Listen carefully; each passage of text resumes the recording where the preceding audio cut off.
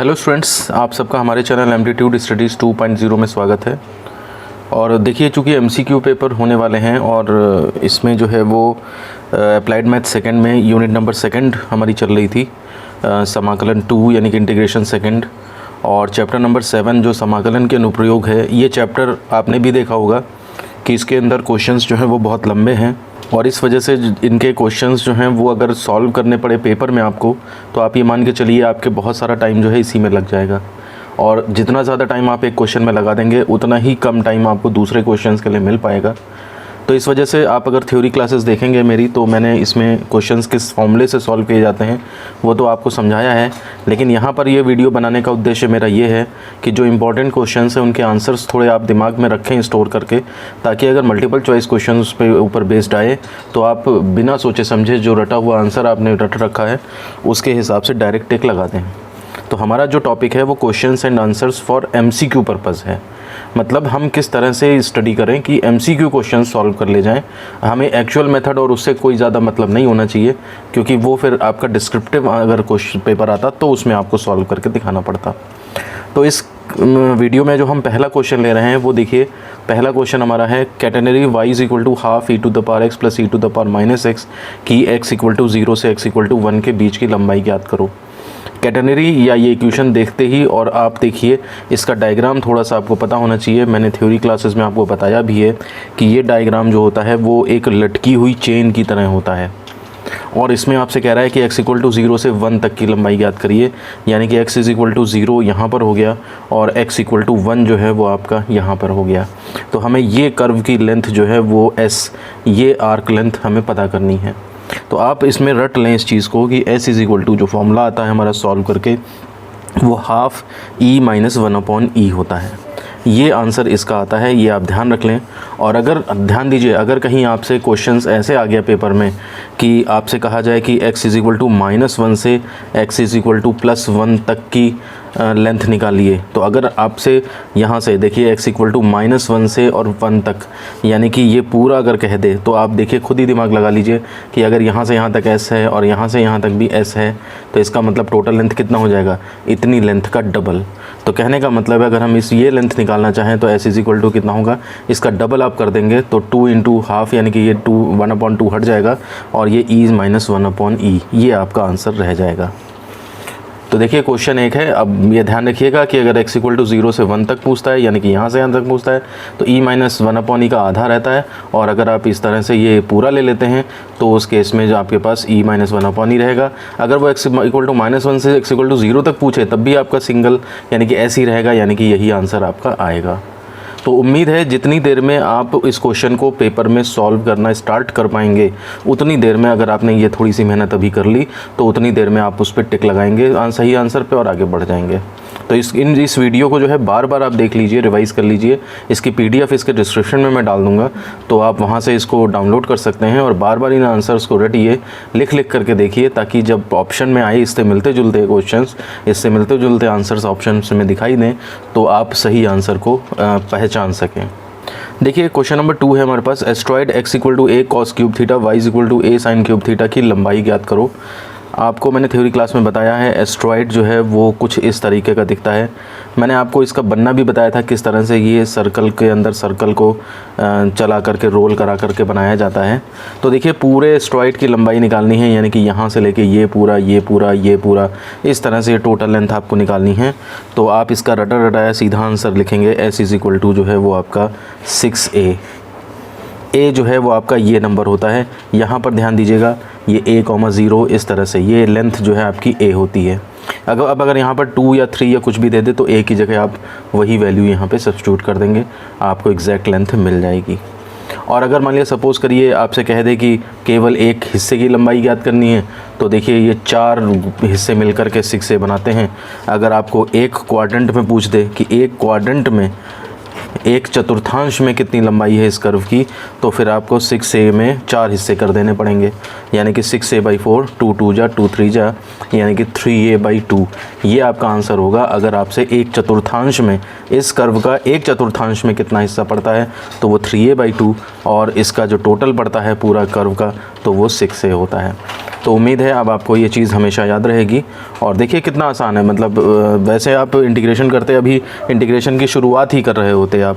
Under root जो है वो आप dx/d θ² प्लस dy/dt का स्क्वायर कैलकुलेट ही कर रहे होते, लेकिन आप अगर इस तरह से ट्रिक से याद कर लेंगे तो काफ़ी आसानी से पेपर में आप सॉल्व कर पाएंगे।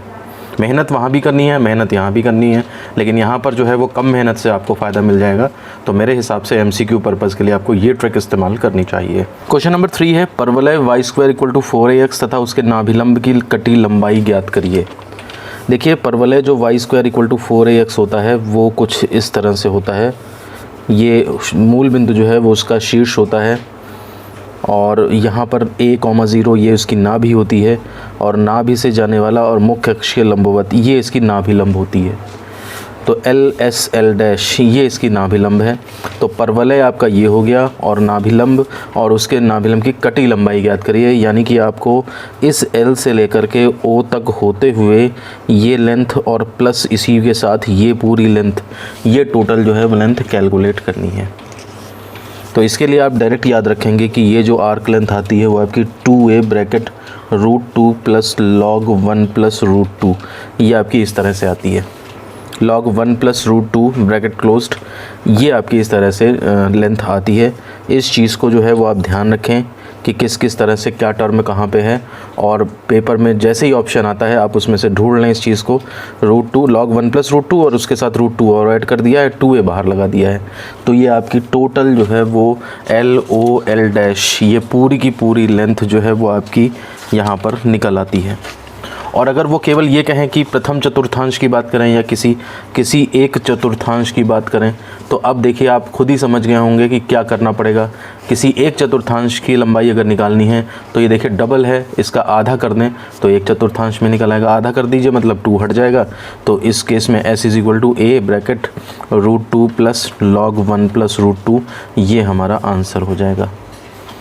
तो मुझे लगता है कि अब ये क्वेश्चन आपके दिमाग में बैठ गया होगा, आप इसे याद कर लें और पेपर में आए तो सीधे आप अपना काम चलाएं।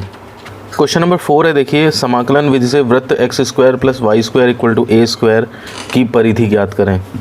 तो देखिए जब हमसे MCQ क्वेश्चन पूछा जा रहा है तो हम समाकलन विधि क्यों लगाएंगे। हमें तो ये सबसे आसान है क्वेश्चन कि आपको इसमें हर चीज़ जो है वो पता है। तो अगर आपको ये वृत्त दिया है x² + y² = a², तो इसका मतलब ओरिजिन जो है वो इसका सेंटर है और इसकी त्रिज्या स्मॉल a है। ये आपको कोऑर्डिनेट ज्योमेट्री 2D से पता है पूरा।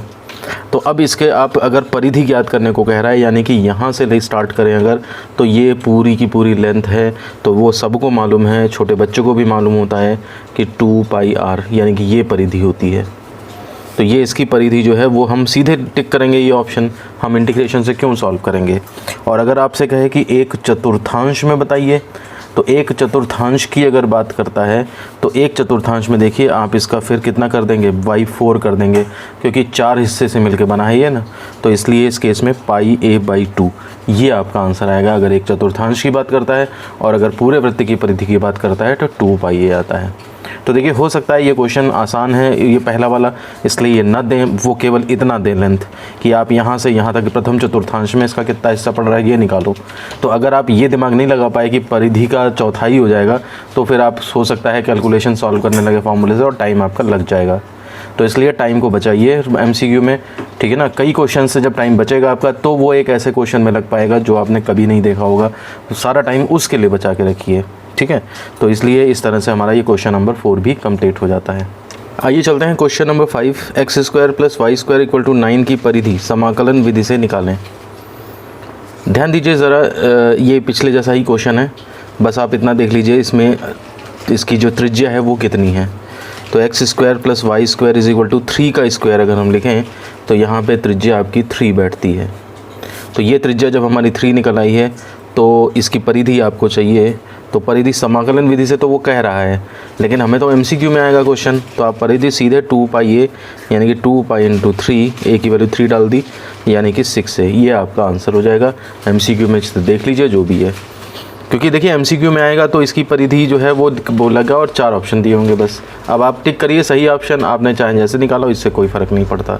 तो ये मैं वीडियो जो बना रहा हूँ ये स्पेशली बच्चों के लिए बना रहा हूँ, क्योंकि आपकी पढ़ाई ढंग से नहीं हो पाई है ऑनलाइन के चक्कर में। तो इस वजह से आपको ये वीडियोज़ जो हैं जो बना रहा हूँ ये इस तरह से कि ये काफ़ी ज़्यादा बेनिफिशियल होंगे आपके लिए इस एग्ज़ाम में। इसके आगे चलते हैं। देखिए क्वेश्चन नंबर 6 है हमारे पास। सिद्ध कीजिए कि वक्र x to the power 2/3 plus y to the power 2/3 is equal to a to the power 2/3 की संपूर्ण लंबाई 6a है। देखिए सिद्ध कीजिए करके तो आएगा नहीं क्वेश्चन आपके पास, है ना। क्वेश्चन आएगा एमसीक्यू में कि इतना इतना वक्र की लंबाई कितनी होगी। तो अब आप ये देखिए कि मैंने आपको थ्योरी क्लासेस में भी बताया है। वैसे ये एक्सरसाइज का क्वेश्चन है, पिछला भी एक्सरसाइज का था, ये भी एक्सरसाइज का क्वेश्चन है। ये जो इक्वेशन होती है x to the power 2/3 plus y to the power 2/3, ये आपको पहचानना चाहिए इस बात को कि ये आपकी एस्ट्रॉयड की ही इक्वेशन होती है। एस्ट्रॉयड जिसका मैंने ये डायग्राम इस तरह से आपको अभी इसी वीडियो में क्वेश्चन में बताया है, इसकी ये कार्तीय रूप में समीकरण होती है, कार्टेशियन फॉर्म में होती है, और वहाँ पर जो थी वो पैरामेट्रिक फॉर्म में इक्वेशन थी। तो कहने का मतलब है ये जिसको ये चीज़ पता है कर्व के बारे में, तो वो सीधे समझ जाएगा कि इसकी लंबाई हमने वहाँ पर याद भी करी थी कि इसकी लंबाई जो है वो 6a होती है। तो संपूर्ण लंबाई 6 है, तो यही आपका आंसर टिक हो जाएगा। अगर आपसे एक क्वाड्रेंट में कहता है तो आप इसका बाई 4 कर लेंगे। ये चीज़ें मैं पहले भी डिस्कस कर चुका हूँ। तो इस तरह से हमारा क्वेश्चन नंबर 6 भी कंप्लीट हो जाता है। देखिए क्वेश्चन नंबर 7 है। वक्र 3ay² is equal to x bracket x minus a का होल स्क्वायर के लूप की लंबाई ज्ञात करें। देखिए ये फेमस क्वेश्चन है, और कैसे करते हैं आप इसको मैं शॉर्टकट में समझा रहा हूँ थोड़ा सा, तो कम समझाने को ज़्यादा समझिएगा, और केवल आप ये समझिए कि एमसीक्यू में आपका काम चलाने के पर्पज़ से मैं इसे समझा रहा हूँ। देखिए सबसे पहली बात है, कोई भी कर्व जो है वो आपका, अगर मान लिया सपोज़ करिए जिस x या y जिसकी घात सम होती है वो वक्र उस अक्ष के परितः सममित होता है। एक रूल ये होता है। तो आप यहाँ पर देखें कि y की घात अगर यहाँ पे देखें तो वो सम है। x की घात देखिए सम नहीं है, क्योंकि x का स्क्वायर यहाँ से मिलेगा तो x क्यूब मल्टीप्लाई करेंगे तो x क्यूब भी हो जाएगा। तो y की घात सम है, अतः हमारा कर्व जो है वो, अतः वक्र x अक्ष के परितः जो है वो आपका सममित है, सिमेट्रिकल है। इसका मतलब ये हुआ कि अगर x एक्सिस ये है, y एक्सिस ये है, तो जैसा x के ऊपर होगा वैसा ही x के नीचे भी होगा। पहली बात यहाँ से ये पता लगती है, क्योंकि अगर ये इक्वेशन ऐसे दे दी जाए 3ax² is equal to y minus a का स्क्वायर, तो आपको फिर उस हिसाब से y के अबाउट सिमेट्रिकल देखना पड़ेगा। दूसरी बात इसमें कह रहा है लूप का मतलब ये है कि कर्व कहीं x ये चला होगा तो जा कर के फिर से ये कहीं पे ये x एक्सिस पे मिलेगा करके। तो x एक्सिस को कहाँ पे काट रहा है, कोई भी पॉइंट यहाँ पर हो तो वो पता करने के लिए जो है वो देखिए x अक्ष पे कोई भी बिंदु होगा तो उसका y कोऑर्डिनेट जो है ये वाला वो 0 होगा। तो हम क्या करें, इक्वेशन में y is equal to 0 put कर दें अगर, तो 0 पुट करने पर देखिए क्या होगा, यहाँ पर 0 is equal to x minus a का होल स्क्वायर, यानी कि या तो x इक्वल टू 0 या फिर x माइनस a का whole square is equal to 0। यहाँ से x इक्वल टू 0 आया, और यहाँ से आप x माइनस अंडर रूट ले लीजिए और फिर x इक्वल टू a आ जाएगा। इसका मतलब ये हुआ कि कर्व ओरिजिन्स को भी काट रहा है, ओरिजिन से भी जा रहा है, और साथ ही साथ x इक्वल टू a से भी जा रहा है, यानी कि a ये डिस्टेंस हो गई, यानी कि हमारा कर्व जो भी है वो इस तरह से, ये इस तरह से जा रहा है। लूप जो बन रहा है वो ऐसे बन रहा है, और सिमेट्री है उसकी x और x एक्सिस पे, तो यानी कि ऐसा ही वो इस तरह से भी होगा यहाँ पर। तो ये ग्राफ जो है वो आपका इस तरह का ग्राफ होता है, और वो यही कह रहा है कि इसके लूप की लंबाई ज्ञात करिए, मतलब ये भी ज्ञात करिए प्लस ये भी ज्ञात करिए। अब मैं आपको बताता हूँ डायरेक्ट फार्मूला क्या है। तो इसका याद करने का जो डायरेक्ट फार्मूला है आप उसे याद रखेंगे कि पूरे वक्र की लूप की लंबाई अगर है तो पूरे लूप की जो लंबाई होती है वो आपकी 4/√3a ये होती है। इससे आप हमेशा ध्यान रखिएगा, अगर कभी a की वैल्यू चेंज कर दें इक्वेशन में तो उसी हिसाब से यहाँ पर भी चेंज हो जाते हैं। तो इस चीज़ को आप हमेशा ध्यान रखिए कि अगर आपके लूप की जो ये लंबाई इस तरह से है, x माइनस a से x इक्वल टू a निकलेगा ना, इसको 0 पुट करके x इक्वल टू a निकला है, तो ये यहाँ पे जो चीज़ है, यहाँ पर ये जो चीज़ है वही चीज़ जो है आपकी यहाँ पर 4/√3 के साथ पुट होती है और आंसर निकल आता है। अभी मैं आपको एक नेक्स्ट क्वेश्चन बताता हूँ, तो उससे आपको ये चीज़ जो है पूरी तरह से समझ में आ जाएगी कि अगर बदल बदल के क्वेश्चन पेपर में दे दिया जाए तो हम उसे किस तरह से सॉल्व करेंगे। देखिए क्वेश्चन है हमारे पास, दिखाएं कि वक्र 9a² = x - 3 का होल स्क्वायर के लूप की लंबाई 4a√3 है। तो देखिए MCQ के हिसाब से तो आएगा, तो क्वेश्चन पेपर में ऐसे आएगा कि वक्र इतने के लूप की लंबाई है और 4 ऑप्शन आपको दिए होंगे। अब आप देखिए यहाँ पे जो कर्व आपको दिया है वो 9ay² = x - 3a का होल स्क्वायर, ये ग्राफ दिया हुआ है, ये लूप इक्वेशन दी हुई है। मैंने आपको पिछले क्वेश्चन में देखिए क्या बताया था, x - a को 0 पुट करो, यहाँ से x की जो वैल्यू निकलेगी उतनी ही हमारी ये a की वैल्यू यहाँ पे लूप की लंबाई निकलती है यहाँ से। तो वो चीज़ अगर हम यहाँ पर देखें करें तो यहाँ पर देखिए आपका x - 3a = 0 पुट करिए तो x = 3a आ जाएगा। समझ रहे हैं, इसका मतलब हमारा जो लूप है वो इस x एक्सिस को यहाँ पे 3a,0 इस पॉइंट पे काटता है। तो इसका मतलब जो है अगर आपसे कहा जाए कि लूप की लंबाई क्या होगी, तो लूप की जो लंबाई होगी वो देखिए 4/√3 टाइम्स, और 4/√3 टाइम्स a की वैल्यू यहाँ पे कितनी है 3a, तो यहाँ पे आप 3a डाल देंगे बस। तो ये हो जाएगा √3 से ये कट जाएगा, √3 बचेगा, तो यहाँ पर आपका 4√3a ये आपका आंसर आ जाएगा। देखिए यही हमें लाना भी था और यही यहाँ पे ऑप्शन भी है। तो कहने का मतलब है पिछला क्वेश्चन और ये क्वेश्चन जो है बिल्कुल एक तरह के थे, बस केवल डेटा में फ़र्क था थोड़ा सा, और बाकी करने का तरीका जो है करने का तरीका तो हमने देखा ही नहीं। खैर हमने तो केवल आंसर जज करने की कोशिश करी है कि MCQ में क्वेश्चन आए तो वो किस तरह से सॉल्व किया जाएगा। तो इस तरह से आपके जो है वो समाकलन के अनुप्रयोग में जो पहला हिस्सा है जिसमें कि वक्रों के चापों की लंबाई निकाली जाती है, उसमें जितने भी इम्पॉर्टेंट एग्जांपल्स और क्वेश्चंस हैं एक्सरसाइज 7.1 के, वो सारे के सारे जो हैं वो कंप्लीट हो जाते हैं। मुझे उम्मीद है आपको इन क्वेश्चन से फ़ायदा मिलेगा। इसके अलावा भी अगर आपको कोई क्वेश्चंस चाहिए तो वो आप कमेंट बॉक्स में हमसे बता करके पूछ सकते हैं। अगर बहुत 2-4 क्वेश्चन हो गए तो हम उसके ऊपर भी सेपरेट वीडियो बना देंगे। और अब 1-2 दिन में जो है वो मैं अगला चैप्टर जो है, इसका अगला पार्ट जो है हिस्सा समाकलन द्वारा क्षेत्रफल, इसके भी इंपॉर्टेंट क्वेश्चंस का एक वीडियो बना दूंगा इसी तरह से। तो उससे भी आप जो हैं वो 10-15 मिनट में पूरा चैप्टर आपका रिवाइज़ हो जाएगा और आप बहुत बड़ी मेहनत से बच जाएंगे और MCQ के क्वेश्चन में अपना काम चला लेंगे। और ध्यान रखिए आगे चल के जब आप कॉम्पिटिशन्स देंगे तो उसमें भी ये क्वेश्चंस इसी तरह से आएंगे, तो ये वीडियोज़ आपके वहाँ के लिए भी हेल्पफुल रहेंगे। तो इसलिए इनको ढंग से तैयार कर लीजिए। और इसी के साथ जो है वो मैं इस वीडियो को ख़त्म करता हूँ। और अगर आप कोई इस चैनल पे आप नए हैं तो इसको सब्सक्राइब कर सकते हैं और बेल आइकन प्रेस करके ऑल का ऑप्शन सेलेक्ट कर लें, ताकि आपको जो भी वीडियो रिलीज़ होता है उसके नोटिफिकेशंस तुरंत मिलते रहें। और इसी के साथ मैं वीडियो ख़त्म करता हूँ। धन्यवाद।